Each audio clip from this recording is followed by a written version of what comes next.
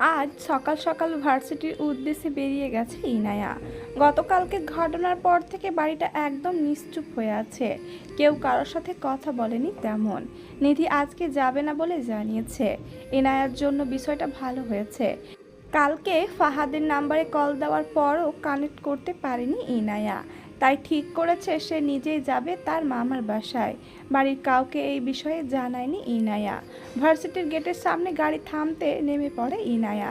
সামনে ঝুঁকে নমনীয়ভাবে ড্রাইভারকে বলে ওঠে, আঙ্কেল, আজকে নিতে আসার দরকার নেই, একটা কাজ আছে আমার, সময় হলে আমি নিজেই চলে যাব। ড্রাইভার আতাউর মুখে কোনো রাগ করলেন না, সে বিরক্তভাবে তাকালো ইনায়ার দিকে, যে তার ইনায়াকে নিতে আসার কোনো ইচ্ছেই নেই। তারপর গাড়ি স্টার্ট করে সেখান থেকে চলে গেলেন তিনি। ইনায়া সেটা দেখে একটা দীর্ঘশ্বাস ফেলল। প্রথম দিন থেকে আতাউর তাকে পছন্দ করে না। ইনায়া এবার সামনে এগিয়ে যায়। একটু দূরেই বাস স্টপ। ইনায়া কাউন্টার থেকে টিকিট কেটে বাসে ওঠে। জানলার সাথে সিটে বসে পড়ে সে। 1 ঘন্টার রাস্তা অতিক্রম করতে হবে। ইনায়া জানালা দিয়ে বাইরে তাকায়। আকাশটা আজ মেঘলা কিছুটা, কেমন গুমর হয়ে আছে চারপাশ। মন ভার হলো ইনায়ার। জীবনটা তার চরকির মতো ঘুরছে। সে কি একটু সুখী হতে পারতো না জীবনে? বাবা মা যাওয়ার সাথে সাথে তার সুখ শান্তি যেন মরুর বুকে এক পলসা বৃষ্টির ন্যায়। গাড়ি চলতেই ভ্রম দূর হয় ইনায়ার। পাশের সিটে একজন বয়স্ক লোক বসে আছে। আনুমানিক বয়স 50 হবে হয়তো। কিছু দূর যেতে ইনায়া লক্ষ্য করলো লোকটি তার পায়ের দিকটা স্পর্শ করেছে। ইনায়া ভয়ার্ত মুখে লোকটার দিকে তাকায়। গাড়ির হালকা ঝাঁকুনিতে লোকটা তার উপর ঢলে পড়ছে। ইনায়া প্রচণ্ড অস্বস্তি নিয়ে জানালার দিকে চেপে বসে। প্রচণ্ড কান্না পাচ্ছে তার। এমন বয়োজ্যেষ্ঠ মানুষ, এতটাই নিচু মন মানসিকতা। ইনায়া আশেপাশে তাকাতে দেখতে পায় তার বয়সী একটা মেয়ের পাশে সিট খালি আছে। সে উঠে দাঁড়িয়ে লোকটাকে বলে উঠল, উঠে দাঁড়ান এখান থেকে। লোকটা পান খাওয়া দাঁতে বিশ্রীভাবে হাসলো। পা হালকা জমিয়ে ইনায়াকে যাওয়ার জন্য ইশারা করে লোকটা। ইনায়ার গাটা ঘিন ঘিন করে ওঠে। সে এবার জোরে বলে ওঠে, উঠুন এখান থেকে আপনি। ইনায়ার কথায় কয়েকজনের নজর তার দিকে পড়ে। বাসের হেল্পার দৌড়ে আসে, কি হয়েছে আপা? আমি এখানে বসবো না, ওনাকে উঠতে বলুন, আমি ওই আপুটার পাশে বসবো। মেয়েটাকে দেখিয়ে বলে উঠল ইনায়া। হেল্পার লোকটাকে সরিয়ে ওই মেয়েটাকে ইনায়ার পাশে বসায়। সাথে কয়েকজন ওই লোকটাকে বিশ্রীভাবে গালিও দেয়। ইনায়া চোখ বন্ধ করে সিটে বসে পড়ে। তার সামনে আরও এইসব পরিস্থিতি মোকাবেলা করতে হবে। অপেক্ষা করতে হবে সামনে কি হয় তা দেখার জন্য। হাতে ধোঁয়া ওঠা কফির কাপ নিয়ে বেলকনিতে দাঁড়িয়ে আছে নাভান। চোখ তার সামনে নিকষ কালো রাতের কুয়াশা জড়ানো আকাশ থেকে বহমান কুচি কুচি বরফের দিকে। প্রচণ্ড ঠান্ডা বাতাস বইছে, কিন্তু এই ঠান্ডার মধ্যেও পাতলা ফুল হাতার একটি টি শার্ট পরে দিব্যি দাঁড়িয়ে রয়েছে সে। মাঝে মাঝে দু ঠোঁট ফাঁক করে কফি খাচ্ছে। হঠাৎ করে ফোনের ভাইব্রেশনের শব্দে পকেট থেকে ফোন বের করে নাভান। সামনে ধরতে চমকে ওঠে সে। ফোন স্ক্রিনে মা নামটি জলজল করছে। নাভান অনেক অবাক হয় আর নার্ভাসও লাগছে তার। কি মনে করে মা এতদিন পরে তাকে কল করলো? 9 মাসে যে তার নাম শুনলে সবাইকে বকাঝকা করতো, কতদিন পরে মায়ের সাথে কথা বলবে, কোথায় থেকে শুরু করবে ভেবে পাচ্ছে না নাভান। ভেতরটা যেন হাতুড়ি পেটা করছে কেউ। এর মধ্যে কয়েকবার কেটে কেটে ফোন আবার এসেছে। নাভান এবার ফোন রিসিভ করে কানে রাখে। ওপাশ থেকে কোনো শব্দ পায় না সে। খানিকক্ষণ চুপ করে কম্পিত কণ্ঠে শোধায়, মা, ও মা, কেমন আছো তুমি? এই একটা বাক্যে ফোনের অপর পাশের ব্যক্তির নীরবতা ভঙ্গ হয়। সোহানা মির্জা হাসে একটু। হ্যাঁ, সে অনেক ভালো আছে। সামনে যে কাজ করবেন তিনি তাতে আরও বেশি ভালো থাকবেন। আছি তো বেশ, যেমন রেখে গিয়েছিলে। ভেবেছিলাম খারাপ থাকবো, কিন্তু আমার ভালো থাকাটা তা হতে দিচ্ছে কই। তাই তো না চাইতেও ভালো আছি। মায়ের এমন কঠিন কথার মানে বুঝতে পারে না নাভান। ঠিকই তো, সে তার মায়ের সব কষ্টের মূল। যিনি তার জন্য সারা জীবন এত স্যাক্রিফাইস করেছে, তাকে সে না বুঝে অনেক বড় কষ্ট দিয়েছে। মা তো সন্তানের দেওয়া শত কষ্ট মেনে নিয়েও বলতে পারে ভালো আছি। নাভান বিড়বিড় করে আকুতি ভরা কণ্ঠে বলে, সরি মা, আমাকে মাফ করে দাও। আমি তোমার কষ্টের কারণ হতে চাইনি। তুমি কেন সরি বলছো নাভান? ভুল তো আমি করেছি। আমি তোমার জীবনটা নষ্ট করে দিয়েছি। নিশ্চয় আমি তোমার মা হওয়ার যোগ্যতা রাখি না। যোগ্যতা আর কি, আমি তো তোমার মাই নয়। মা, কি বলছো? সত্যি সরি, মাফ করে দাও আমাকে। হঠাৎ করে এত কিছু ঘটায় মেনে নিতে পারিনি আমি। নাভানের কথায় কিঞ্চিত হাসলো সোহানা মির্জা। তার ছেলের একটি মাত্র বাক্য কি ঠিক করে দেবে আগের মতো 9টা মাস আর এক তরুণীর হৃদয় ভাঙা যন্ত্রণা? না, তা ভেবে দীর্ঘশ্বাস ফেললেন। অযথা আর কোনো কথা না বাড়িয়ে তিনি কণ্ঠে গভীরতা এনে নাভানের উদ্দেশ্যে বললেন, ভেবেছিলাম সারা জীবন তোমাকে খুশি রাখবো, তোমাকে সব কিছুই বেস্ট এনে দিব, কখনো তোমার মন খারাপের কারণ হব না, ভালো মানুষ হিসেবে গড়ে তুলব। কিন্তু আমি সরি বেটা, আমার নিজের দেওয়া ওয়াদা আমি নিজেই রাখতে পারিনি, ভালো মানুষ বানাতে পারিনি আমি তোমাকে। ভালো করতে গিয়ে সব সময় তোমার খারাপটা করে ফেলেছি। হয়তো তোমার মা হতে পারিনি, কিন্তু এবার থেকে আমি সব ঠিক করে দিব, তুমি যা চাও তাই হবে। কথাগুলো বলে কিছুক্ষণ চুপ করে রইলেন সোহানা মির্জা। নাভানও নিশ্চুপ, কোনো কথা নেই তার মুখে। সোহানা হঠাৎ করেই নাভানকে আদেশের স্বরে বলে, নেক্সট ইউকে বাংলাদেশে আসো তুমি, ডিভোর্সের অ্যাপ্লাই করব আমি। একটা পবিত্র বিয়েকে অবজ্ঞা করেছো তুমি, দিন কবুল বলে যাকে বিয়ে করলে তাকেও অসম্মান করেছ। তোমার আদর্শ নীতি বিদেশের মাটিতে মিশে গেছে। এখন এই সম্পর্ক না রাখাই ভালো। ডিভোর্স হয়ে গেলে তারপর যাকে খুশি বিয়ে করে নিও, এবং কি ওই বাজারে মেয়েটাকেও। এখন থেকে তোমার কথাই থাকবে। কথাটা বলে নাভানকে কিছু বলতে না দিয়েই ফোন কেটে দিলেন সোহানা মির্জা। নাভান গম্ভীর হয়ে চিন্তা করতে লাগলো, সোহানা হঠাৎ করে এমন ডিসিশন নিলেন কেন? সেটা নাভানের বোধগম্য হচ্ছে না। কই এই 9 মাসে দাদির সাথে কথা বলে তার মনে হয়নি যে সোহানা এই মেয়েটাকে এত সহজে ছাড়বে। আর বাড়িতে কি কোনো ঝামেলা হয়েছে? মা তার সাথে এমন পরপরভাবে কথা বলল কেন? ভাবছে নাভান। অনেক কথা ঘুরছে নাভানের মাথায়।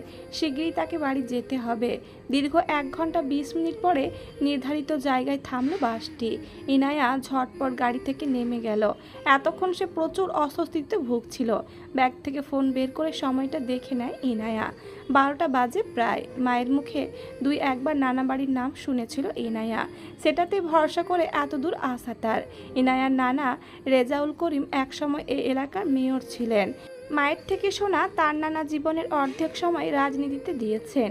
এলাকার বাসিন্দাদের প্রিয় নেতা ছিলেন তিনি। এনায়ার বিশ্বাস রেজাউল করিমের নাম বললে যে কেউ তাকে বাড়ির ঠিকানা বলে দিবে। ইনায়া নিজের মনের জোর বাড়িয়ে সামনে হাঁটে। কয়েকজনকে জিজ্ঞেস করার পরও কেউ বাড়ির সঠিক ঠিকানা বলতে পারে না। ইনায়া নিজের প্রতি রাগ হচ্ছে প্রচুর। এখন তার নানা বেঁচে নেই, এখন তার মামা সেখানে নাও থাকতে পারে।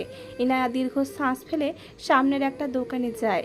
একটা পানির বোতল কিনে সাইডে দাঁড়িয়ে চোখে মুখে পানি দেয়। দোকানে একটা বয়সী লোক বসে চা খাচ্ছে। ইনায়া লোকটার কাছে রেজাউল করিমের কথা জিজ্ঞেস করতেই লোকটা তার দিকে আশ্চর্য দৃষ্টিতে তাকিয়ে বলে, তার বাড়ি কোথায় আমি জানি, কিন্তু বাড়ির খবর দিয়ে কি করবে তুমি? তিনি তো এখন বেঁচে নেই। ইনায়ার মলিন মুখে হাসি ফুটল তৎক্ষণাৎ। সে খুশি হয়ে লোকটাকে বলে, তিনি আমার নানা, আমার মামা মেজানুল করিম। আমি পুরান ঢাকা থেকে এসেছি। ইনায়ার কথায় লোকটা বিস্ময় হয় প্রচুর। ইনায়ার দিকে তাকিয়ে থাকে কিছুক্ষণ, তারপর মুখে হাসি টেনে বলে, তোমার মায়ের নাম কি সাজিয়া? মাথা নাড়ায় ইনায়া, অবাক হয়ে বলে, আপনি কি করে জানলেন? আমি সুরেশ, আমি এই বাড়িতে আজ 25 বছর ধরে ড্রাইভারের চাকরি করি। তোমার মাকেও আমি দেখেছি, চলো আমার সাথে, তোমারে নিয়ে যায়। ইনায়া রাজি হলেও ভেতরে একটা ভয় কাজ করছে। এভাবে একটা অচেনা লোককে বিশ্বাস করা ঠিক হবে। সুরেশ ইনায়াকে বলল তার সাথে গাড়িতে বসতে। ইনায়া মনে হাজার শঙ্কা নিয়ে গাড়িতে বসে। যেতে যেতে সুরেশ মিজানুল করিমের অবস্থানের কথা বলল। তার 2 ছেলে 1 মেয়ে। তিনি তার বাবার মতো রাজনীতি করেনি, সে একজন প্রভাবশালী ব্যবসায়ী। মিজানুল সবসময় রাজনীতি থেকে দূরে থেকেছেন, কিন্তু তার 2 ছেলে যেন দাদার আদর্শই ঠিক মতো মাথা পেতে নিয়েছে। শত চেষ্টা করেও ছেলেদের রাজনৈতিক বিষয় থেকে সরাতে পারেননি। বড় ছেলে ফাহাদ করিম বর্তমান মেয়র, আর ছোটজন বড় ভাইয়ের ওপর বিশাল বটবৃক্ষের ছায়ার মতন এক বাপাস। দুজনেই তুখ্য রাজনীতিবিদ। তাদের সাথে বাবার সম্পর্ক দা কুমড়ার মতো। এইসব গল্প শুনতে শুনতে কাঙ্ক্ষিত জায়গায় পৌঁছে যায় ইনায়া। বিশাল বড় আলিশান বাড়ির মূল ফটকের সামনে গাড়ি থামায় সুরেশ। তার হাতে থাকা রিমোট টিপতেই কালো রঙের দরজা 2 ভাগ হয়ে রাস্তা দেয় তাদের। গাড়িটা ভেতরে নিতে আবারও নিজেদের জায়গায় ফিরে যায় সেটা। ইনায়া অবাক হয় প্রচুর। এটাকে বিশাল দেহির বডিগার্ডের থেকে কম মনে হচ্ছে না। সুরেশ নেমে এসে ইনায়ার সাইডের দরজা খুলে দেয়। ইনায়া নেমে দাঁড়াতেই তার চোখ পড়ে বিশাল বড় আলিশান ডুপ্লেক্স বাড়িটার দিকে। সাদা রঙের বিশাল বাড়িটাকে নেহাত প্রাসাদ বললেও ভুল হবে মনে হয়। মূল ফটক হতে বাড়ির সদর দরজা অবধি রাস্তায় মার্বেল পাথরের টাইলস বসানো, সাথে রাস্তার দু সাইডে বিভিন্ন নাম না জানা গাছ সারিবদ্ধভাবে দাঁড়িয়ে আছে। ইনায়া দেখতে পায় বাড়িটির এক পাশে খুব সুন্দর ফুলের বাগান। সুরেশ ইনায়াকে দাঁড়াতে বলে ভেতরে যায়। ইনায়া হাঁটতে হাঁটতে বাগানের ভেতর যায়। হঠাৎ একটা শোরগোলের আওয়াজ কানে আসতেই চমকে সামনে তাকায় ইনায়া। বাগানের পাশেই বড় একটা খোলা জায়গা, সেখানেই 7-8 জন মিলে একটা লোককে বেদমভাবে মারছে। আর পাশে একটা চেয়ারে পায়ের ওপর পা তুলে ইচ্ছে মতো সিগারেট টানছে সুডাম দেহের বলিষ্ঠ এক পুরুষ। কালো রঙের পাঞ্জাবিটা শরীরে এঁটে আছে। পায়ের ওপর পা তুলে দিব্যে আনন্দের সহিত দেখছে ওই লোকের মার খাওয়া। ইনায়া হক চুকিয়ে যায় কিছুটা, ভীতিভাবে সামনে এগোয়। লোকটাকে মারতে মারতে আধমরা করে ফেলেছে প্রায়। রক্তে ভেসে যাচ্ছে সবুজ ঘাসের মাটির ওপর। তবুও লোকগুলোর থামবার কোনো লক্ষণ নেই। হঠাৎ করে চেয়ার থেকে উঠে দাঁড়ায় সেই পুরুষ। ঠোঁটের ভাঁজে সিগারেট রেখে হাতে একটা হকি স্টিক নিয়ে লোকটাকে মারতে শুরু করে। চোখ দিয়ে আগুন ঝরছে তার। গগনবিদারী চিৎকার দিয়ে ওঠে লোকটা। এবার স্টিকটা লোকটার মুখে ঢুকিয়ে দেয় সে। মুখ থেকে সিগারেট ফেলে বিশ্রী একটা গালি দিয়ে বসে। আমার খবর লিক করস তুই? কত বড় কলিজা তোর রানা, আমি দেখবো আজ সেটা। আমার সাথে থেকে আমার পেছনে ছুরি মারিস শালা। লোকটার প্রাণ প্রদীপ নিভে প্রায়, তবুও কিছু বলার জন্য গোঙাতে থাকে। মুখ থেকে স্টিকটা বের করে আবারও মারতে থাকে লোকটাকে। ফর্সা সুন্দর মুখশ্রী আগুনের মতো লাল হয়ে আছে। দলের লোকগুলো এখন তার ভয়ে সিটিয়ে আছে।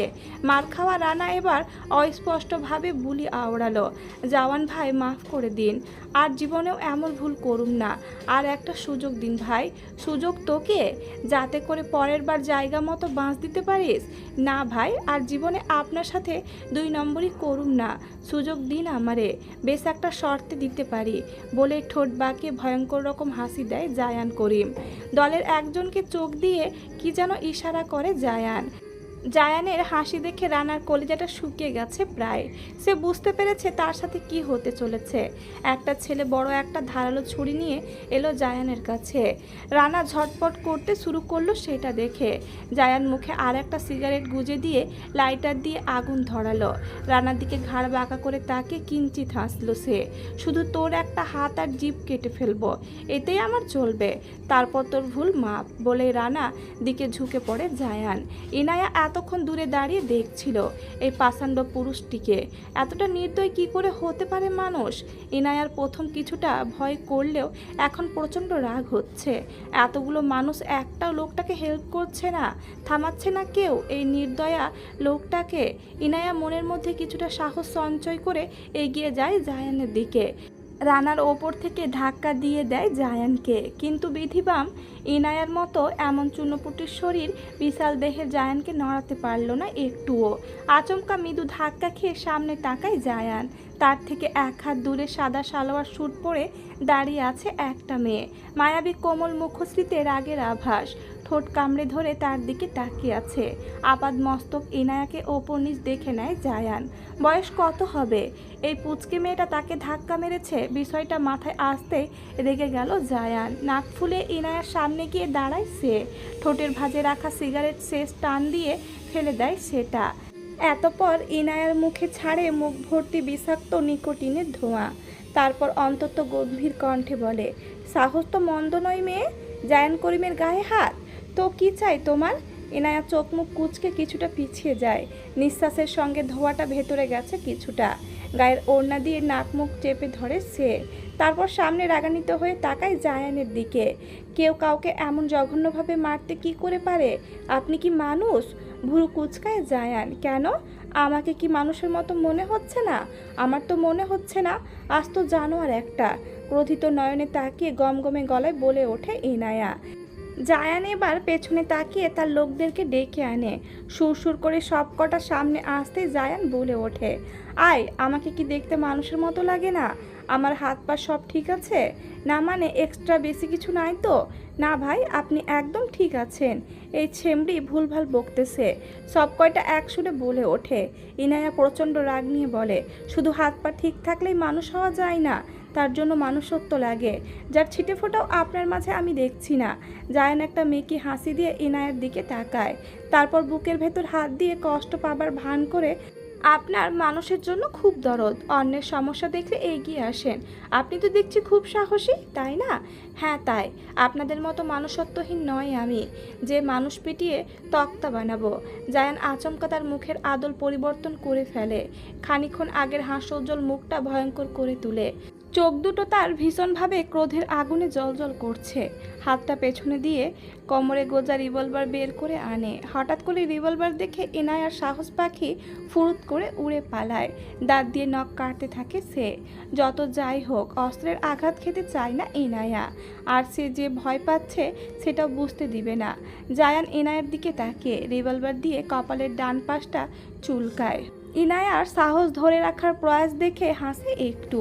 মুহূর্তেই হাতে রিভলভার দিয়ে মাটিতে পড়ে থাকা রানার বাঁ পায়ের গোড়ালিতে গুলি করে সে। হঠাৎ গুলির বিকট শব্দ আর রানার আর্তচিৎকারে ভয় পেয়ে কানে হাত দিয়ে মাটিতে বসে পড়ে ইনায়া। বুকটা তার ধড়ফড় করছে। মৃদুভাবে চোরা চোখে একবার সামনে তাকায় ইনায়া। সবাই তার দিকে তাকিয়ে হাসছে। ইনায়ার এবার হাত পা কাঁপতে শুরু করে। শেষমেশ সন্ত্রাসীর সামনে এসে পড়ল, আর তাকেই এতক্ষণ জ্ঞান দিচ্ছিল। পাশে রানা গঙাচ্ছে। ইনায়ার খারাপ লাগলেও কিছু করার নেই, তা সাহসী নারী। আপনার সাহস কই? কথাটা শুনে সামনে জায়ানের দিকে তাকায় ইনায়া। বিড়বিড় করে কিছু বলতে গেলেই সেখানে সুরেশের আগমন হয়, সাথে একটা সুন্দরী মহিলা। ইনায়াকে এভাবে বসে থাকতে দেখে সুরেশ হতভম্ব হয়ে জিজ্ঞেস করে, কি হলো ইনায়া? কিছু হয়েছে তোমার? এভাবে রয়েছো কেন? কাকা, এই জ্ঞানী সাহসী নারীকে কই থেকে পাইলেন আপনি? এর তালাশি তো আমি এতদিন করতেছিলাম। জায়ানের কথায় ভুরু কুচকে রানার দিকে তাকালো সুরেশ। ঘটনা বুঝতে তার বেশি দেরি হলো না। সে কিছু বলতে যাবে তার আগেই পাশ থেকে কথা বলে ওঠে অজ্ঞাত মহিলা, এসব কি জায়ান? আর রানার এই অবস্থা কেন? কি করেছো ওকে? নিজের ছেলেদের কেন মারছো? জায়ান কিছুটা শান্ত হয়ে তার মায়ের দিকে তাকালো। তার মা মিনারা বেগম এই মারামারি একদম পছন্দ করেন না। জায়ান বাকি ছেলেদের বলল রানাকে নিয়ে হসপিটাল যেতে। রানা অজ্ঞান প্রায়। ছেলেগুলো যেতেই জায়ান ইনায়ের দিকে একবার তাকিয়ে মাকে বলে, এটা রাজনৈতিক কৌশল, এটা তুমি বুঝবে না, বলে জায়গা প্রস্থান করে সে। মিনারা বেগম একটা দীর্ঘ শ্বাস ফেলে ইনায়ের দিকে এগিয়ে যায়, যার মুখ এখন ভয়ে চুপসে আছে অনেকটা। মিনারা ইনায়াকে ধাদস্ত করে বলে ওঠে, তুমি বুঝি ইনায়া? সুরেশ বলেছেন তোমার কথা আমাকে, আমি সম্পর্কে তোমার মামি হয়। ইনায়া তাকালো মিনারা বেগমের দিকে। অন্তত সুন্দর অভিজাতপূর্ণ নারী মিনারার শরীরে তা প্রকাশ পাচ্ছে। ইনায়া কোনো কথা বলতে পারল না, কণ্ঠ কাঁপছে তার। মিনারা খানিকক্ষণ তাকালো ইনায়ার দিকে। একদম মায়ের মতোই হয়েছে ইনায়া। তিনি ইনায়াকে বসা থেকে দাঁড় করালেন, তারপর শান্ত স্বরে বললেন, এখানে অন্য কোনো মানুষ আসা নিষেধ, এমনকি আমিও এর আওতায়। ভয় পেও না, চলো আমার সাথে। ইনায়া মাথা নেড়ে মিনারা বেগমের সাথে বাড়ির সদর দরজার দিকে এগিয়ে গেল। তার চোখে এখনো ভাসছে ওই সন্ত্রাসীর চেহারা। বাড়ির ভেতর ঢুকতে চোখ উল্টালো ইনায়া। বাড়ির ভেতরটা অভিজাতে ভরপুর, যেন কোনো একটা বিশাল বড় মহলে প্রবেশ করেছে সে। বাড়ির ভেতরের দেওয়াল, ফার্নিচার, টাইলস সম্পূর্ণ সোনালি রঙের, যেন স্বর্ণ খচিত সবখানে। ইনায়া এই বাড়িতে আসার পর থেকে খালি অবাকই হচ্ছে, এর শেষ খুঁজে পাচ্ছে না সে। মিনারা তাকে সোফায় বসিয়ে চলে গেল কিচেনে। ইনায়া শান্তভাবে বসে থাকে। কিছুক্ষণ যেতেই মিনারা হাতে ট্রে ভর্তি খাবার এনে তার সামনে রাখে। ইনায়া মিনারার দিকে তাকিয়ে মিহি কণ্ঠে বলে, মামা কই? তাকে একটু ডাকেন, ওনার সাথে আমার জরুরি কথা আছে। মিনারা বেগম একটু হেসে ইনায়ার পাশে বসলেন। তারপর ইনায়ার হাতে পায়েসের বাটি ধরিয়ে শান্ত কণ্ঠে বলে ওঠে, তোমার মামাকে খবর দিয়েছি, তিনি হয়তো এখনই নিচে নামবেন। তা বলো, তোমার নতুন সংসার চলছে কেমন? মিনারার কথায় মলিন মুখে তার দিকে তাকায় ইনায়া। সংসার? যেখানে স্বামীর দেখা পেল না, সংসার তো বহুদূর। মিনারা ইনায়ার মলিন মুখটা লক্ষ্য করলো, তারপর মিহি কণ্ঠে শোধালো, তুমি ভালো আছো তো ইনায়া? কোনো সমস্যা থাকলে বলতে পারো। ইনায়া কিছুক্ষণ চুপ থেকে মিনারাকে কিছু বলতে যাবে, তখনই দোতলার সিঁড়ি দিয়ে নিচে নেমে আসে দুজন লোক। মিজানুল করিমের সাথে কথা বলতে বলতে নিচে নেমে আসে তার বড় ছেলে ফাহাদ করিম। মূলত কথা নয়, ঝগড়ায় বেশি হচ্ছে তার বাবার সাথে। কেউ কারোর থেকে দমবার পাত্র নয়। মিজানুল একেবারে শুটবুট পরে আছেন। ফাহাদ শুভ্র সাদা রঙের পাঞ্জাবির ওপর মুজিবক কোট পরেছে। দুইজনেরই মিটিং আছে, তারপরও কথা কাটাকাটি শেষ হচ্ছে না তাদের। ইনায়া আর মিনারা বেগম দুইজনের সামনে তাকায়। তাদের কথার বিষয়বস্তু আগে থেকেই জানা মিনারার। তিনি স্বামীর চোখে কঠিন দৃষ্টিতে তাকিয়ে ইনায়ার দিকে ইশারা করেন। মিজানুর স্ত্রীর চোখ রাঙানি খেয়ে তার পাশে দাঁড়ানো ইনায়াকে দেখে। তৎক্ষণাৎ তার মুখ বন্ধ হয়ে যায়। ফাহাদও বাবার মতো মুখ বন্ধ করে ইনায়াকে গম্ভীর দৃষ্টিতে দেখতে থাকে। ভালো আছেন মামা? আমাকে চিনতে পেরেছেন তো? মিহি কণ্ঠে জিজ্ঞেস করে ইনায়া। মিজানুল ইনায়ার দিকে তাকে মিষ্টি একটা হাসি দেয়। এক পলক নিজের ছোট বোনের মতো দেখতে পায় ইনায়াকে। মেয়েটা পুরো তার মায়ের মতোই দেখতে। আমি তো আছি বেশ, তা তুই কেমন আছিস ইনায়া? জি মামা, এই তো চলে যাচ্ছে কোনো রকম, মলার মুখে ইনায়া বলে ওঠে। মিজানুল এবার ফাহাদের দিকে তাকিয়ে গম্ভীর মুখে বলে, শোনেন মেয়র সাহেব, এই হচ্ছে ইনায়া, তোমার ফুপির মেয়ে, যার কথা একদিন বলেছিলাম। ফাহাদ ইনায়ার দিকে তাকিয়ে অবাক হয় প্রচুর। ফুপি বেঁচে থাকতে তার সাথে দুই একবার দেখা হয়েছিল, কিন্তু ইনায়াকে দেখেনি সে কখনো। ইনায়া মিষ্টি হেসে সালাম দেয় ফাহাদকে। সেও সালামের উত্তর দিয়ে বলে, সত্যি তুমি একদম ফুপির মতো, বাবার বলার সাথে মিল আছে। মিজানুল একটা দীর্ঘ শ্বাস ফেলে ইনায়াকে নিয়ে সোফায় বসে। মিনারা বসে, তার দিকে চা এগিয়ে দেয়। মিজানুল সোফায় বসতে তার পাশে ফাহাদ পায়ের ওপর পা তুলে বসে। তা দেখে বিরক্তিতে চোখ কুচকায় মিজানুল। এই যে মেয়র সাহেব, এটা আমার বাড়ি, আপনার পার্টি অফিস নয়। এখানে আমার সাথে অন্তত নেতার ভাব দেখাবেন না। বাবার কথায় রেগে গেল ফাহাদ। নেতা তো নেতাই হয়, বাড়ি আর অফিস কি? আর এই বাড়ি তুমি না, দাদু বানিয়েছেন। তার বাড়ি যদি তুমি নিজের বলে দাবি করতে পারো, তাহলে সেই হিসেবে এটা আমারও বাড়ি, আর আমি এখানে রাজা। মিজানুল ছেলের কথায় মুখ ভেকালেন। ইনায়া দুজন গম্ভীর পুরুষের এমন ঝগড়া দেখে থ হয়ে রইল। বাবা ছেলে কথায় কথায় এভাবে লাগতে পারে? অবশ্য সুরেশ থেকে এসব শুনেছিল ইনায়া। মিনারাই বা দীর্ঘ শ্বাস ফেলেন। মিজানুলকে বলে ওঠে, এই ভর দুপুরে আপনারা দুজন কোথায় যাচ্ছেন? মিজানুল করিম গম্ভীর মুখে বলে, আসলে অফিসে গুরুত্বপূর্ণ কাজ পড়ে গেছে, না গেলেই নয়। এই মাত্র ইনফর্ম করলো, ইম্পর্টেন্স মিটিং আছে একটা। আমারও পার্টি অফিসের লোকদের সাথে গুরুত্বপূর্ণ একটা মিটিং আছে, জায়ান বলল যেতে। খুবই গুরুত্বপূর্ণ বিষয়, ফাহাদ বলে উঠল। মিজানুল সেটা শুনে রসিকতা করে বললেন, তোমাদের আর কিসের মিটিং? ওই কার পেছনে পড়লে ভালো হবে, কাকে মারতে পারলে ভালো হবে, সেই বুদ্ধি তো করো দুই ভাই মিলে। আহারে, সোনার বাংলা দুর্নীতিতে ভরে গেছে। বাবার কথায় ফাহাদ রেগে কিছু বলতে যাবে, তার আগেই মিনারা বেগম শান্ত স্বরে বললেন, আসলে ইনায়া আপনার সাথে কিছু কথা বলতে চায়। মিজানুল এবার ইনায়ার দিকে গম্ভীরভাবে তাকায়। ইনায়া মনে মনে নিজেকে কিছুটা ধাতস্থ করে বিয়ের পরের জীবনে অনাকাঙ্ক্ষিত ঘটনাগুলো একে একে সব বলতে থাকে, এবং কি তার ফুপু আনিলার বাড়ি নিয়ে মামলা করার বিষয়টাও জানায় সে। সব শুনে ইনায়ার সামনে বসা তিনটা মানুষের মুখ অন্তত গম্ভীর হয়ে যায়। এতটুকু বয়সে এসব সাফার করছে ইনায়া, কি করে মানতে পারছে সে? বাবা মা হারানোর পর আবার স্বামীর থেকে পাওয়া লাঞ্ছনা, এইসব কি প্রাপ্য মেয়েটার? ভেবে পায় না কেউ। নিজের মনে সব কথা উগড়ে দেয় ইনায়া। ভেতরটা যেন হালকা হলো প্রচুর। মিজানুল আর একটা দুঃখ প্রকাশ করে বললেন, যা হয়েছে তা তোমার প্রাপ্য ছিল না ইনায়া, তবুও ভাগ্যের সাথে কারো হাত নেই। বাবার প্রচণ্ড রাগ ছিল, তাই সে সাজিয়া আর তোমার বাবাকে কখনো ক্ষমা করেনি, সাথে আমাকেও তা করতে বাধ্য করেছেন। আমি সবসময় রাজনীতি কোলাহল থেকে দূরে থাকতাম।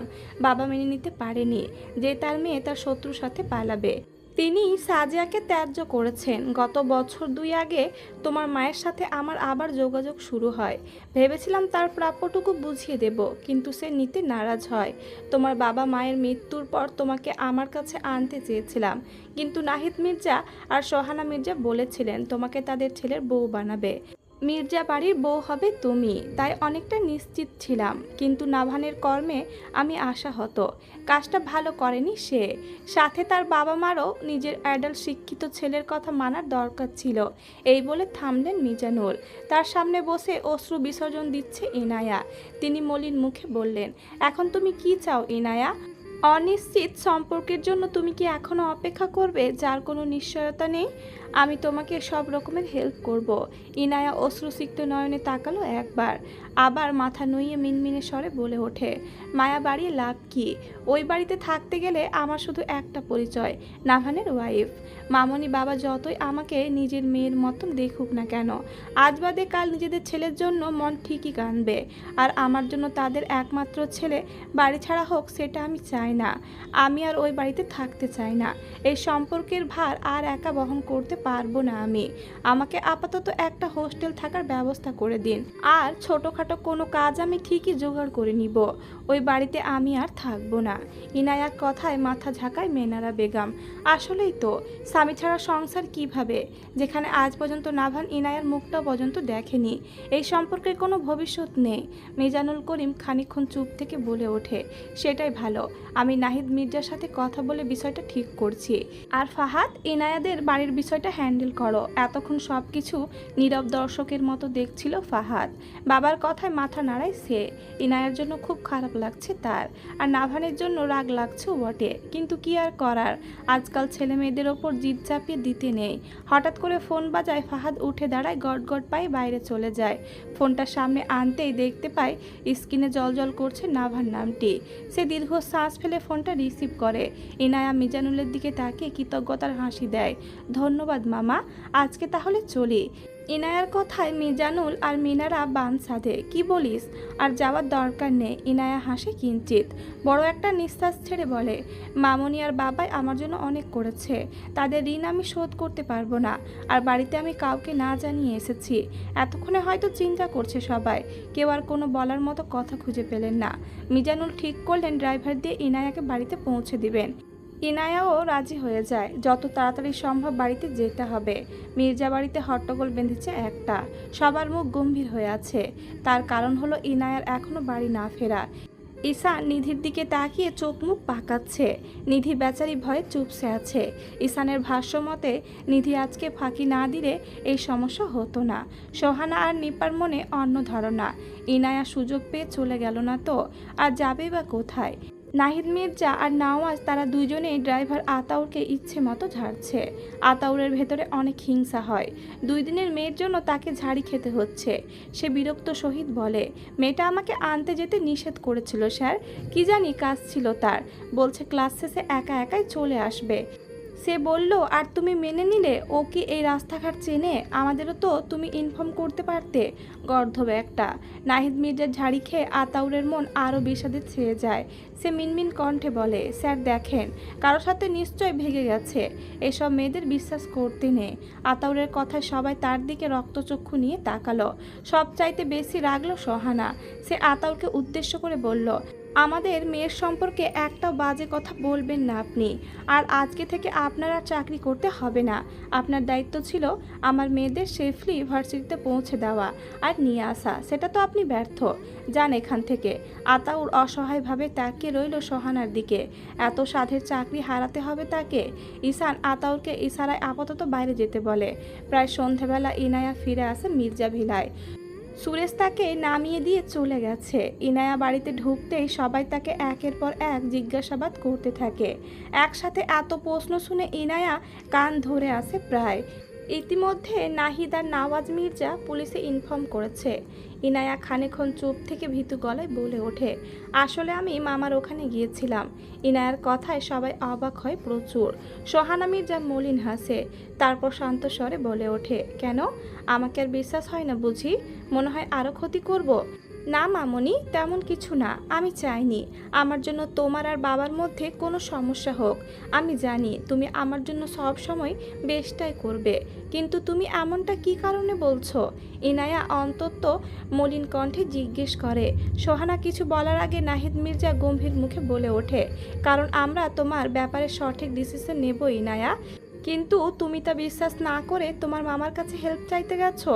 আমাদের ওপর সত্যিই কি তোমার ভরসা নেই?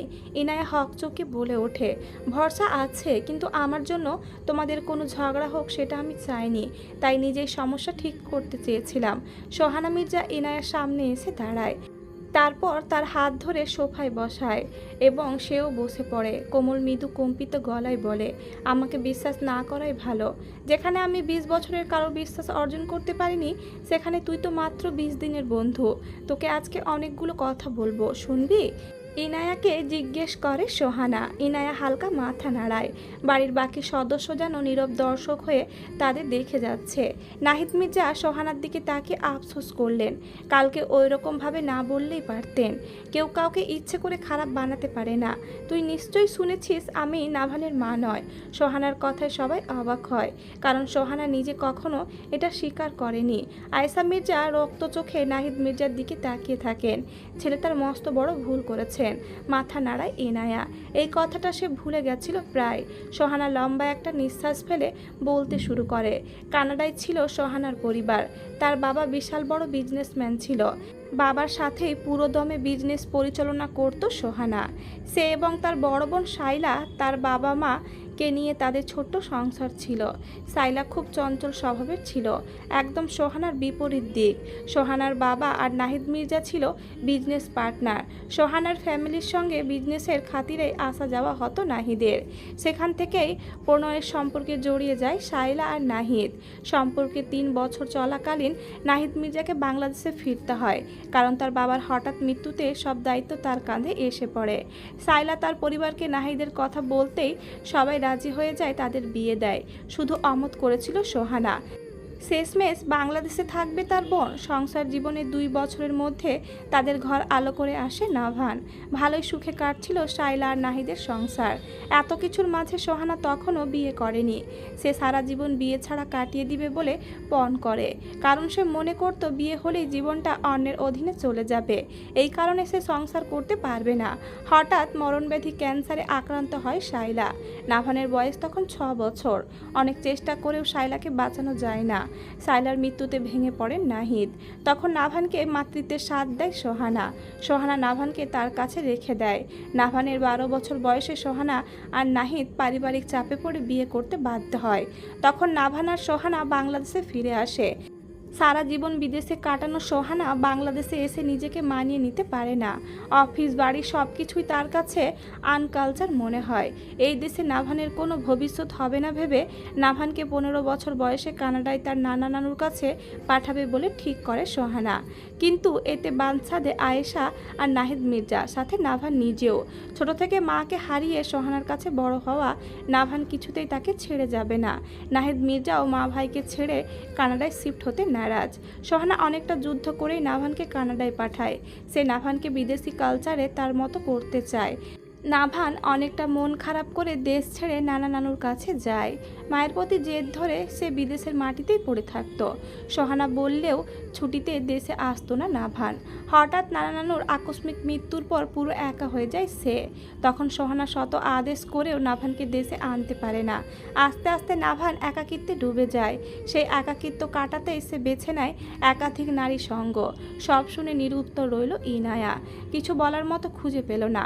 নাভানের অমন হওয়ার জন্য কাউকে দোষ দেওয়া যায় না, সে নিজেই দায়ী। পশ্চিমা দেশগুলোর মধ্যে বিয়ের আগে তারা সন্তানের বাবা মা হয়ে যায়, তারপর বিয়ে করে হাজব্যান্ড ওয়াইফ তকমা লাগানোর জন্য। তাদের কাছে এটা নর্মাল। বিয়ের আগে একাধিক নারী পুরুষের সাথে তাদের মেলামেশা আজকাল ফ্যাশন হয়ে দাঁড়িয়েছে, যা আজকাল বাংলাদেশেও এমনটা চলছে। নাভান নিজে পশ্চিমা সংস্কৃতির সাথে মানিয়ে চলতে গিয়ে তাদের মতোই নিজেকে করে ফেলেছে। জন্ম এদেশে হলেও সে নিজেকে তৈরি করেছে পশ্চিমা সংস্কৃতিতে। বাড়ির সবাই চুপ হয়ে আছে, কারো মুখে কোনো রা নেই। সোহানা মির্জা খানিকটা নেতিয়ে গেছে। অতীত মনে করে ভেতরটা দুমড়ে মুচড়ে যাচ্ছে। তিনি ক্লান্ত ভঙ্গিতে বলে ওঠে, নিধির বয়স তখন 2 বছর যখন কানাডায় শিফট হয় নাভান। নাভান অনেকটা ক্ষোভে আমার সাথে তখন কথা বলা বন্ধ করে দিয়েছিল। বাবা মা কার অ্যাক্সিডেন্টে মারা যাওয়ার পর আমি তাকে বিডিতে ফিরতে বলি, কিন্তু নাভান আসে না। ততদিনে বুঝে গিয়েছিলাম আমি আমার ছেলেকে হারিয়ে ফেলেছি। সেখানে বাবার বিজনেস সামলাই সে, যা বাবা নাভানের নামে দিয়ে গেছিল। কানাডায় যাওয়ার 10 বছর পরে বাংলাদেশে আসে নাভান। এসে মাত্র 7 দিন পরে চলে যায়। এর 4 বছর পরে অদিতি আর নাভানের স্বভাবের বিষয় অবগতি হয়। সেদিন নিজেকে অনেক অসহায় মনে হয়েছিল। নাভানকে দেশে আসতে বলি তখনই, কিন্তু নাভান আসে 7 বছর পরে। পাগল প্রায় আমি তখন আর একটা ভুল করি তোর সাথে নাভানের বিয়ে দিয়ে। ভেবেছিলাম নাভান তোর সাথে মানিয়ে নেবে, কিন্তু আমার প্রতি তার সেই ছোটবেলার ক্ষোভ হয়তো এখনো রয়েছে। তাই আমাকে শিক্ষা দিতেই তোকে ফেলে চলে গেছে। কথাটা বলেই হাঁপিয়ে উঠেছেন সোহানা মির্জা। ইনায়া চুপচাপ দেখে যাচ্ছে তাকে। সোহানা দম নিয়ে আবার বলতে শুরু করেন, কিন্তু আমি আর পাপের বোঝা বইব না। নাভানের সাথে কথা হয়েছে, কিছুদিনের মধ্যেই নাভানকে দেশে আসতে বলেছি। সে আসতেই ডিভোর্সের ব্যবস্থা করব। ততদিন আমার উপর ভরসা রাখ। তোর একটা ব্যবস্থা করে আমিও চলে যাব আমার জায়গায়। সোহানার কথায় চকিতে তার দিকে দৃষ্টিপাত করলো সবাই। তার কথার মানে বুঝতে পারে না কেউ। নাহিদ মির্জা গম্ভীর মুখে কঠিন দৃষ্টিতে সোহানার দিকে তাকিয়ে বলে ওঠে, কি বলছো এসব? কই যাবা তুমি? সোহানা নাহিদ মির্জার দিকে তাকিয়ে অকপটে বলে ওঠে, আমি তো নাভানের মা হওয়ার জন্য এই বাড়িতে এসেছিলাম। সেটাই যেহেতু হতে পারেনি, তাহলে এই বাড়িতে থাকার কোনো মানেই নেই। আয়েশা মির্জা এবার চটে গেলেন। তিনি এবার মুখে তেজ এনে বললেন, এতদিনে যেহেতু সব ঠিক হচ্ছে, তার মধ্যে তুমি আবার ঝামেলা করো না সোহানা। নাভানকে কানাডায় পাঠানোর ব্যবস্থা তুমি করলেও তার বিগড়ে যাওয়াতে তোমার কোনো দায়ভার নেই। অন্তত আমি সেটা মনে করি না। আর নাহিদ, তোমার সোহানাকে সেই কথাটা বলা উচিত হয়নি। নাহিদ মির্জা এবার নিজেই নিজেকে তিরস্কার করলেন। কেন সেদিন রাগের বশে এমন কথা বলে ফেললেন, যার চোটটা সোহানার মনে গভীর ক্ষত সৃষ্টি করেছে। সোহানা নাভানের জন্য নিজের স্বপ্ন জীবন সব কিছুই পেছনে ফেলে দিয়েছিল। সে তো নাভানকে উচ্চ শিক্ষিত করতে চেয়েছিল। এইদিকে নিধি মায়ের কথা শুনে কাঁদতে শুরু করে। সে সোহানার দিকে এগিয়ে গিয়ে তাকে জড়িয়ে ধরে। তারপর করুণ কণ্ঠে বলে, মা তুমি এমন কথা বলো না। তুমি চলে গেলে আমার কি হবে? আমি থাকতে পারবো না। নিধি, তুমি যদি তোমার বাবার সাথে থাকতে চাও তাহলে আমি না করব না। তোমার ডিসিশন, তুমি কি করতে চাও? কথাটা বলে সোহানা ক্লান্ত ভঙ্গিতে হেঁটে নিজের ঘরে চলে গেল। নাহিদ মির্জাও তার পিছু নেয়। একে একে যে যার রুমে চলে যায়। শুধু থেকে যায় নিধি আর ঈশান। ইনায়াও নিজের ঘরে ফিরে আসে। তার বুকের ভেতর সূক্ষ্ম একটা যন্ত্রণা শুরু হয়েছে। নাভান দেশে আসবে, তাকে তার জীবন থেকে বের করতে। অবশ্যই এই সম্পর্কের কোনো মানে নেই হিসেবে নাভান তার স্বামী, কিন্তু সে তার কাছে বড্ড অচেনা। নাভানের কতগুলো ছবি ব্যতীত আর কিছুই তার জানা নেই। নাভান আসলে তার সামনে যাবে কি করে সে? না, সে নাভানকে ফেস করতে পারবে না। নাভান আসার আগেই বাড়ি ছাড়তে হবে ভাবছে ইনায়া। চটজলদি হোস্টেলে শিফট হতে হবে তাকে। মামার ওখানেও সে থাকবে না, কারণ ওখানে সন্ত্রাসের বসবাস। সেদিন ইনায়া মিনারা বেগমের সাথে কথায় কথায় জানতে পেরেছিল বাগানের সন্ত্রাসীটা তার ছোট ছেলে। না, আর জীবনে ওই সন্ত্রাসীর সামনে পড়বে না ইনায়া। কালকের মধ্যে একটা ব্যবস্থা করবে সে। নিধি এখনো বসে কাঁদছে। ঈশান তার পাশে বসে শান্ত স্বরে বলে, কাঁদিস না নিধি, তুই তো জানিসই বড় মার রাগ বেশি। দেখবি রাগ পড়ে গেলে সব সময়কার মতো ঠিক হয়ে যাবে। এইবারের ঘটনাটা একটু বেশি জটিল। আমার মনে হয় না মা কারো কথা শুনবে। নাভান ভাইয়ের কথা তো শুনবে। তুই একটা কাজ কর, ভাইয়ের সাথে কথা বল, দেখবি বড় মার রাগ উড়ে যাবে। ঈশানের কথায় তার দিকে তাকায় নিধি। কান্নারত নিধির চোখ মুখ নাক লাল হয়ে আছে। ঈশানের বড্ড মায়া হয় নিধির জন্য। হাত বাড়িয়ে তার চোখের পানি মুছে দেয় ঈশান। তারপর আস্তে করে বলে, মনে থাকবে তো? নিধি মাথা নাড়ায়। তার মনে থাকবে ঈশানের কথা। সে ঈশানের দিকে তাকিয়ে মিষ্টি একটা হাসি দেয়। তারপর হাত দিয়ে চোখ মুছে হাত দিয়ে সর্দি ফেলতে আটকে উঠল নিধি, কারণ ইতিমধ্যে ঈশানের সাথে সর্দিটা লেগেছে। ঈশান হতভম্ব হয়ে তার দিকে তাকায়। নিধি ঠোঁট উল্টে দেয় ভয়ে। সে কি করবে? সামান্য কাঁদলেই তার সর্দি বেড়ে যায়। ঈশান অন্তত গম্ভীর কণ্ঠে তাকে বলে, তুই গাধি, সারা জীবন গাধি থেকে যাবি। এভাবে কেউ সর্দি মুছে? ঈশান চোখ মুখ কুঁচকে রেখেছে। আচমকা নিধি হেসে ওঠে ঈশানের মুখ দেখে। ঈশান নিধির দিকে তাকিয়ে হাসতে থাকে। মেয়েটা যে নর্মাল হয়েছে সেটাই বেশ। নির্জন প্রহরী রাতের মধ্যে ভাগ চলছে। আকাশে মিটিমিটি তারাগুলো হাসছে। হাইওয়ে রোড সাইড রাস্তা শুনশান। পাশে গহীন বালুচর সাথে ঝোপঝাড়। তার মধ্যে জোনাকি পোকা আলো বিচরণ করছে। তার সামনে দাঁড় করানো সাদা একটা গাড়ি। গাড়ির হেডলাইটটা খানিকক্ষণ নিভে ফের জ্বলতে শুরু করেছে। গাড়ির ওপরে শুয়ে সিগারেটের ধোঁয়া আকাশের দিকে উড়িয়ে দিচ্ছে জায়ান। সাদা কালো টি শার্ট আর ট্রাউজার পরিহিত জায়ানকে রাত জাগা নিশাচর পাখির মতো মনে হচ্ছে। নির্ঘুম চোখ দুটো রক্ত জবার মতন লাল হয়ে আছে। পাশে এক পা ঝুলিয়ে বসে বসে কাঁদছে ফাহাদ। শার্টের হাত দিয়ে একটু পরে পরে চোখ মুছছে সে। মাঝে মধ্যে বিড়বিড় করে কি যেন বলছে। আর কত ফ্যাচ ফ্যাচ করে মেয়েদের মতো কাঁদবি ভাই? তোকে দেখে কোনো ক্রমে মনে হচ্ছে না তুই একজন সম্মানিত মেয়র। কোনোভাবে যদি তোর কান্নার ভিডিও ভাইরাল হয়ে যায়, পার্টির লোক আর জনগণকে মুখ দেখাবি কি করে? ভাবতে পারিস সবাই বলবে মেয়র ফাহাদ করিম একটা গাধা, সে একটা মেয়ে ছ্যাঁকা খেয়ে বাঁকা হয়ে গেছে। জায়ানের কথায় তার দিকে চোখ তুলে ফাহাদ কিছুটা চটে গেল সে। মেয়র হয়েছে তো কি হয়েছে, তাই বলে কি ইমোশন কাজ করবে না? কান্নারত মুখটা মুহূর্তেই গম্ভীর করে বলে, তোর কি আমার জন্য একটুও কষ্ট হচ্ছে না জায়ান? এত বড় ঘটনা ঘটলো আমার সাথে, ব্রেকআপ হয়েছে আমার, তমা আমার সাথে চিট করেছে, 3 বছরের সম্পর্ক সে ভুলে গেছে। আমি তো একটু ইমোশনাল হবই, কারণ এটা আমার ফার্স্ট লাভ ছিল। আর তুই আমাকে জনগণের ভয় দেখাচ্ছিস। আমার কোনো পার্সোনাল লাইফ নাই। আমি এখন মেয়র নয়, আমি হলাম একজন ব্যর্থ আশিক। জায়ান এবার উঠে বসলো। ফাহাদের মলিন মুখটা দেখে তার মায়া তো হলোই না, উল্টো বড় বড় করে হাসতে শুরু করলো। এই নিস্তব্ধতার মাঝে জায়ানের হাসির শব্দটা বড়ই ভয়ানক লাগছে ফাহাদের কাছে। জায়ান এবার হাসি থামিয়ে কর্কশ কণ্ঠে বলে, যে নিজের ইচ্ছায় যেচে বাস খেতে যায় তার জন্য আবার কিসের মায়া? তমা কেমন তা আমি জেনেই তোকে নিষেধ করেছিলাম, কিন্তু তুই কি বললি এই জেনারেশনে মেয়েরা 2-4টা প্রেম করে, সেটা ব্যাপার না। ফাহাদ এবার মেকি হাসে। কি বলবো বল? ওই মেয়ে আমাকে মানে বর্তমান মেয়রকে চিট করবে তা আমার জানা ছিল না। আর আমারই জন্য শত মেয়ে পাগল। এই দুঃখে আমার চোখ দিয়ে পানি পড়ছে। জায়ান ফাহাদের কষ্টটা বুঝলো, তাই আর কিছু বলল না। তমার প্রতি ফাহাদ খুব সিরিয়াস ছিল, কিন্তু ওই মেয়ে ফাহাদের সাথে চিট করে আরও বড় নেতা ধরে আজ বিয়ে করে নিয়েছে গোপনে। ফাহাদ জানতেই তার দলবল নিয়ে সেখানে গিয়ে এক দফা মারামারি করে সে। খবর পেতে জায়ান গিয়ে ফাহাদকে নিয়ে আসে। ইতিমধ্যে মিজানুল করিম সবটা শুনে বম হয়ে আছেন। তার ভাষ্যমতে এই রাজনীতি করে ছেলে তার জীবন রাজনৈতিক শো বানিয়ে ফেলেছেন। জায়ান মাঝরাতে বাবার সাথে ভাইয়ের কোনো বিবাদ চায় না বলে এত রাতে ফাহাদকে নিয়ে এখানে বসে আছে। হঠাৎ হোয়াটসঅ্যাপে কল আসায় ফোনে লক্ষ্য করলো ফাহাদ। বাবার ফোন দেখে রিসিভ করে না সে। জায়ান এবার শয়তানি হাসি দিয়ে ফোন রিসিভ করে ফাহাদের কানে ধরে। অনেকক্ষণ কথা বলার পর ফোন রাখে ফাহাদ। জায়ান আকপটে জানতে চায়, কিরে মেয়র সাহেব, কেমন ডোজ দিল বাবা? ডোজ দেয়নি রে, বিশাল বড় দায়িত্ব দিয়েছে। ফাহাদ মুচকি হেসে বলে ওঠে। জায়ান একটু আফসোস করে জানতে চাইলো, কিসের দায়িত্ব? তোকে তো কালকে ইনায়ার কথা বলেছিলাম। বাবা বলেছে কালকের মধ্যে ওকে হোস্টেলে ভালো একটা রুমের ব্যবস্থা করে দিতে। পরে কোথায়? তিথির ভার্সিটিতে। শুনেছি নাভান আসবে, তাই ইনায়া আর ওখানে থাকতে চাচ্ছে না। যেখানে তার হাজবেন্ড তার মুখ না দেখে চলে গেছিল, সেখানে কি করে তার স্বামীকে মুখ দেখাবে সে? জায়ান কালকে তার ফুফুতো বোনের কথা শুনে প্রচুর আফসোস হয়েছিল মেয়েটার জন্য। নাভানকে হাতের কাছে পেলে উচিত শিক্ষা দিত সে। বিয়ে করে বউ ফেলে পালিয়ে যাওয়া, কিন্তু আরও একটা বিষয় সে বোঝার চেষ্টা করে।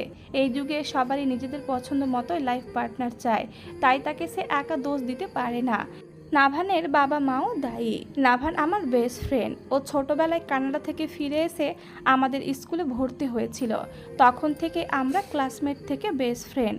বছর 3 পরেই নাভানকে আবার তার খালামণি মানে তার বর্তমান মা জোর করে বিদেশে পাঠায়। অনেকটা ক্ষোভেই দেশ ছেড়েছিল সে। এরপর থেকে নাভানের সাথে আমার ফোনে যোগাযোগ ছিল। প্রায় 17 বছরে নাভান 2বার দেশে এসেছিল। নাভান সব আমাকে বলেছে। মায়ের প্রতি জেদ ধরে সে বিয়ে করে কানাডায় চলে যাবে সেটাও। সেদিন ইনায়ার কথা শুনে অবাক হয়েছিলাম খুব। নাভানের বউ কিনা আমারই বোন। যাই হোক, এবার একটা বিহিত হলেই ভালো হবে। সে যাই বল ভাইয়া, মায়ের প্রতি রাগ ধরে তার নিজের বউকে কষ্ট দেওয়া, তাকে আমি সুপুরুষ হিসেবে মানি না। জায়ানের কথায় চুপ থাকে ফাহাদ। নাভানকে সে ভালো করে চেনে। সুন্দর অজস্র মায়া ভরা মুখটা দেখলে যে কেউ এই ছেলের প্রেমে পড়বে। এমনিতেই ব্যবহারের দিকে নাভান খুব ভালো ছেলে। কিন্তু তার পরিস্থিতি এখন অন্যরকম মোড় নিয়েছে। ফাহাদ খানিকটা ভেবে বলে ওঠে, এখন ইনায়ার বিষয়টা কি করবে? আমি তো বাবা 2-3 দিন কাউকে মুখ দেখাবো না। ঘর থেকে বের হলে আমার নিজের বাপই বলবে, ওই দেখো ছ্যাঁকা খাওয়া মেয়র। জায়ান এবার মাটিতে নেমে দাঁড়ায়, তারপর আড়মোড়া ভেঙে বলে ওঠে, তিথির রুমমেট বানিয়ে দিই ওকে, দুজন একসাথে থাকবে। জায়ানের কথায় ফাহাদ একটু ভেবে বলে, সবার আগে হোস্টেলে সিট আছে কিনা সেটা জানতে হবে। আর তিথি রুম ফিল আপ, সেখানে কি করে ইনায়াকে ঢুকাবি? জায়ান বাঁকা হেসে গাড়ির ভেতরে বসতে বসতে বলে ওঠে, এত সাধারণ মানুষের মতো কথা কেন বলছিস বাপ? তোর আর আমার এত ক্ষমতা দিয়ে কি হবে যদি হোস্টেলে একটা সিট খালি করাতে না পারি? ফাহাদ বুঝতে পারে সামনে কি হতে চলেছে, তাই আর মাথা না ঘামিয়ে গাড়িতে উঠে বসে সে। জায়ান স্টায়ারিং ঘোরাতে ঘোরাতে মৃদু হেসে ওঠে, জানিস ভাই, তোকে দেখে আমার কি গান মনে হচ্ছে? ফাহাদ গুমড়ো মুখে বলে ওঠে, কিসের মতো? ওই যে আমারে ধরাই দিলা আক্কাওয়ালা বাস। ফাহাদ রেগে জোরে বলে ওঠে, খুবই জঘন্য তোর গানের গলা, ছি।